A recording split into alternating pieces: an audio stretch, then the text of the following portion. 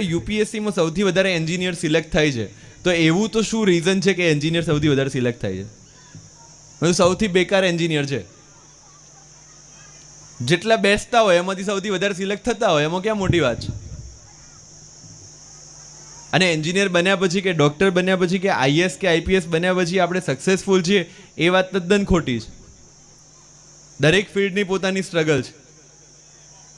એટલે હું તો હંમેશા યુવાનોને કહું છું કે તમારે જ્યારે કરિયર ચૂઝ કરવાનું થાય ને, એટલે તમને લોકો કહેતા હોય કે તમારી ગમતી વાતમાં તમે કરિયર બનાવો, તમને જે ગમે છે એમાં તમે આગળ વધો, પણ એ નક્કી કઈ રીતે કરવું કે કઈ વાત ગમતી છે કે નહીં? એનો એકમાત્ર ક્રાઇટેરિયા એટલો છે કે તમે પ્રોફેશનમાં આવો અને એના પછી 20 વર્ષ પછી તમને એવું કહી દેવામાં આવે કે હવે તમને તમારા કામનો એક રૂપિયો પણ નહીં મળે, અને છતાં જો તમે ખુશી ખુશી 24 કલાક એ કામ કરવા રાજી હો, તો એ તમારું પેશન છે ને એમાં તમારે કરિયર બનાવો. યુપીએસસીમાં સૌથી વધારે એન્જિનિયર સિલેક્ટ થાય છે,